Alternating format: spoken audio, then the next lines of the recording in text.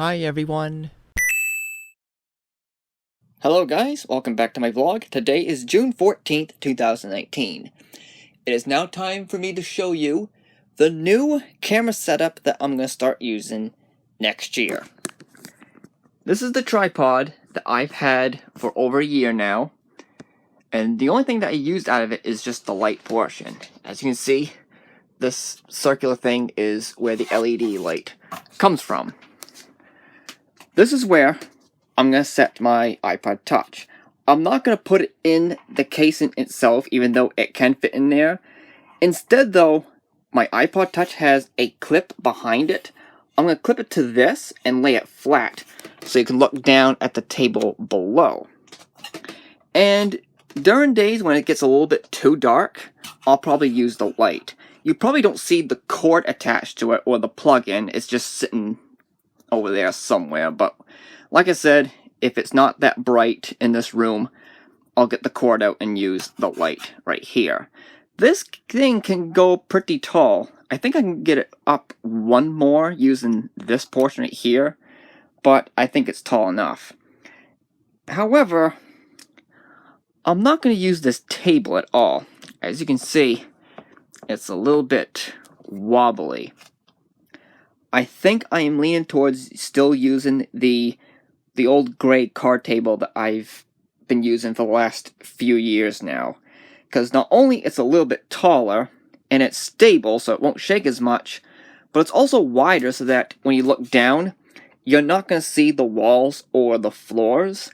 And maybe if I can get this tripod maybe a degree or two higher, you probably won't be seeing anything down in this area as well, so it's just be the gray table only.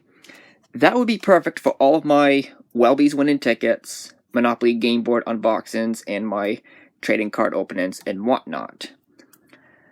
That means with this new camera setup, most of my unboxings and whatnot, I can use both hands, no matter what that video is. So there you go. That is the new camera setup. Like I said, I'm going to start using this in 2020. However, this setup ain't the elephant in the room. That would be this thing right here. It is a factory-sealed Oculus Go standalone VR headset. Okay, the iPod is attached to the tripod, and check this out. I don't have to reach that far at all to show you my hand, so that is extremely convenient. I'm starting to like this setup already. Anyways, this is the Oculus Go standalone VR headset. It is a headset that you can use pretty much anywhere without the need of cords and without putting a smartphone in the said device. I have the 64 gig model, which retails for $250. But in case you want to pick this up but don't want to spend that much, you can also get the 32 gig model for $200. In this box, you get the VR headset itself, the controller, which is this thing right there, the power adapter, a AA battery, which I assume is for the controller, and an eyeglass spacer. Now, I gotta admit, I bought this back in January, a few months ago, and it's still sealed. It's just because that, with my busy time with both of my YouTube channels and my job at JCPenney, I just haven't gotten around to playing a whole bunch of video games, let alone opening this thing up and getting some use out of it. So as a bonus for this vlog, I'm going to unbox it momentarily. In addition to that, depending on how much time I can get into this vlog, I'm also going to see if I can get some use out of it so I can give you my impressions of this VR headset. Now I'm going to get this a little bit closer using my iPod. That's a little bit better. Okay, it's time to do my Oculus Go unboxing plus usage, I suppose. Okay, here we go. Oh yeah, I forgot to mention too, when I start doing my recordings with this said camera setup with the gray table and whatnot, it's not going to be in this spot in the room, it'll be somewhere else, just letting you know. I also noticed that with all these different apps that you can use, including Hulu, I assume that you can also use YouTube as well. I mean, look, there's Facebook as well, so yeah, I got a hunch you can use YouTube with this as well, which would be pretty nice. Okay, I'm just going to lean over to the left over here and unbox it that way. That is, I don't have to hit the my tripod and knock everything over. You get what I'm saying? Oh boy, here we go!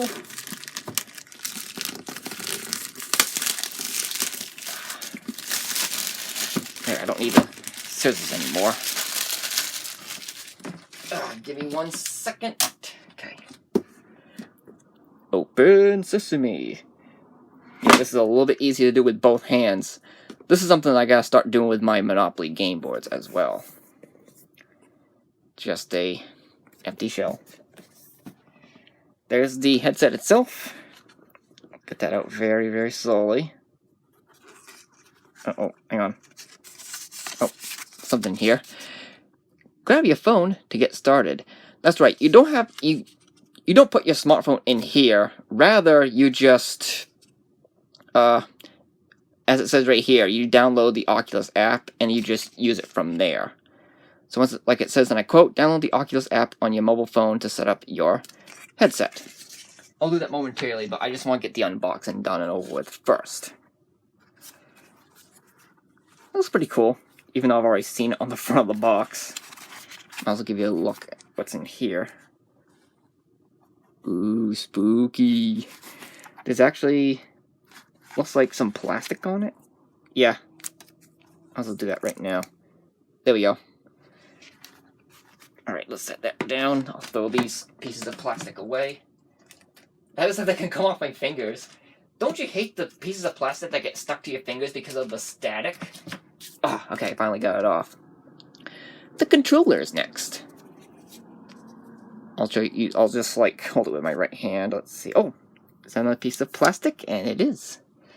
Again, it's not gonna come off. No, wait, never mind. That one did come off my fingers. So let's see. This reminds me of a Joy-Con from the Nintendo Switch.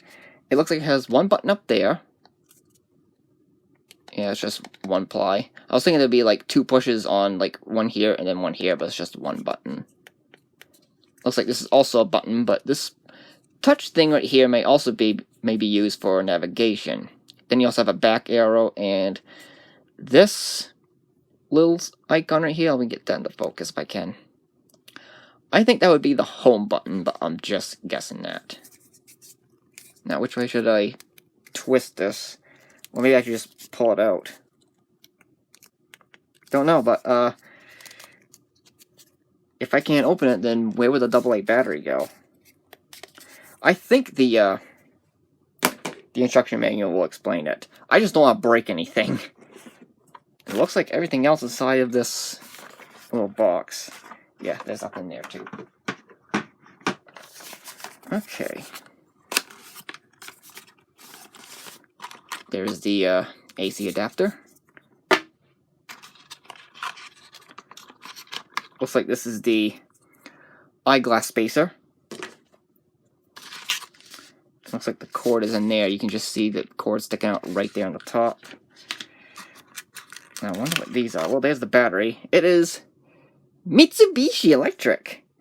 Jeez, Mitsubishi makes cars and what else? TVs, I think. They make all kinds of stuff. But so doesn't Sony and Yamaha. I wonder what this thing is. Oh, it must be like the VR headset holder? The same thing that you use when you hold your phone or something like that? I'm gonna find out. Okay. I think so. I think it's something you carry with your hands like this and have the headset dangle on the other end. I'm guessing that, though. Okay. Everything else should be here. AC adapter cord with a USB on one end. That's probably where the other part goes inside of the plug. And finally, the booklets. Oh, and here's the looks like a cloth. Yep, it's a cloth that you use to wipe your headset, including the lens, when it gets a little bit too smudgy. In case you're using this during the summer and you smudge up your lens and whatnot. Compliance statement. I'm just looking for how to put the battery inside of the, what do you call it, the little controller. I was right about the home button, the back button, trigger, trackpad, and select. Oh, it looks like, oops, I'm sorry. Volume and power. Oh, that's on the headset. If I don't drop it. Oh yeah, I got it upside down, but there's the power button, there's the volume button. Okay, got it. Now, where should I find out where the battery part is? Aha. Installing the lanyard. Oh, that's where that cord comes from. You hold your controller, not the headset. Yep, there's a space right there, but that's not what I want. Well, the thing does come off in a way, so let's try to take that off. Let me do it off camera. Give me a second. And it worked. There's where the battery goes. I'll also put that in right now. It goes in like this. I'm not going to use the lanyard right now. I just want to put this battery in. There. So there you go. That's what you get inside of your Oculus Go box. So I'm going to go through using the Oculus Go app on my iPod, or maybe something else, or whatnot, and get some use out of this. Who knows? Maybe I actually might record myself using the VR headset so you can see my reactions and whatnot. Well, I'll see you in a bit. For the home environment, I'm torn between the first one, which looks like some traditional Japanese house with the cherry blossom trees around the area, or the space one with the different buildings just because of the stars in the sky. But I kind of like the first one. And oh yeah, if you don't like heights, don't look down. I can see the floor from here, and I do like the carpeting of the first area, so I'm going to keep it at the very first selection. I can even look behind me and see that there's some type of, like, a counter with different stools that you can sit on. Almost like a bar, except you don't see any wines or beers back there. There's also a red robot, strangely, over there. So here are the settings. I can change the brightness and the volume. Well, for volume, there's a button right here where my finger is. That adjusts the volume anyway, so I don't need to bother with what's on the screen here. But I also know something over here that's really convenient. There are two battery lives. The one over here that says 93%, I assume that is the VR headset itself. And then there's another one right next to it that says 100%. That's the controller. So it's pretty nice to see that you have your own battery life meter for the controller, because most controllers don't really give you a battery life. For example, TV remotes or even the Nintendo Wii remotes. So it's a really big plus to see that by looking at your controller's battery life and see that maybe at some point when it reaches 5%, that's the perfect time to change your battery. I'm saying this because you get the most out of your AA battery, that's for sure. So now I'm on Hulu, and I noticed that Hulu has its own environments as well. I decided to go with the beach area as I am laying in my own beach chair. So if this is any indication, if Hulu gives you its own environments, that means other VR apps must give you their very own environments as well. I'm just taking a guess at that. But just saying, it's really, really nice that these certain apps give you this extra environmental pizzazz, I suppose, for lack of better words. Sometime later, it's now dark outside, and after 5 months of keeping this thing factory sealed, I finally got to go hands-on. No, wait. I'm sorry. Eyes on with the Oculus Go standalone VR headset. Even though I only used a couple of apps to test run this thing, most of my time was spent getting this thing set up, including the one thing that took the longest, which was charging the VR headset. It took over an hour to get it from its base power of, I think it was like maybe 45%, to get it up to 100. Thankfully, I did not have to use the cord or the power adapter that was included with the box. Instead, I went with my old phone charger. I use this with my new phone as well as with my Cowan E7 headphones. Sure enough, this thing works with the Oculus Go. It is very pleasing to find out that I can use this one charging cord on multiple devices. So that right there is a big thumbs up. That just saves me from having another cord just sitting around in the room somewhere. So that's why I'm very, very glad about that. But the biggest lifesaver that was included with this Oculus Go box was the eyeglass spacer, because it's an accessory that is built specifically for people who wear eyeglasses. It's just a little black rubbery plastic thing that you just have to like take a couple things apart from the VR headset, then just put it in there. Yep, definitely a lifesaver because everything is just so clear. I even tried it at one point without the glasses, and I get the same typical blurriness without it, if you know what I'm saying, so awesome. So, as a personal review, this thing is absolutely amazing. If I had to give it a review, I would give it a 9 out of 10. A very terrific product, even though it's almost perfect. There's one flaw I have with it. It is the, what's the term? It's the adjustment of the headset itself when I get the straps around my head. It does take some time and a little bit of practice to get the right comfort and position of the headset without having it like dangle over my nose or get it too tight or something like that. But then again, it could also be because of my long hair, so maybe a little bit later down the road when I get a haircut and I have no more ponytail and it's just a clear like buzz cut or whatever it's called, then I use the headset. That might make a difference. And then I might give it a 10 out of 10. Well, we'll see later on. Mainly I used Hulu for the app. I would prefer watching Hulu on this VR headset than on an iPod Touch or on the desktop. It's really cool, trust me on that.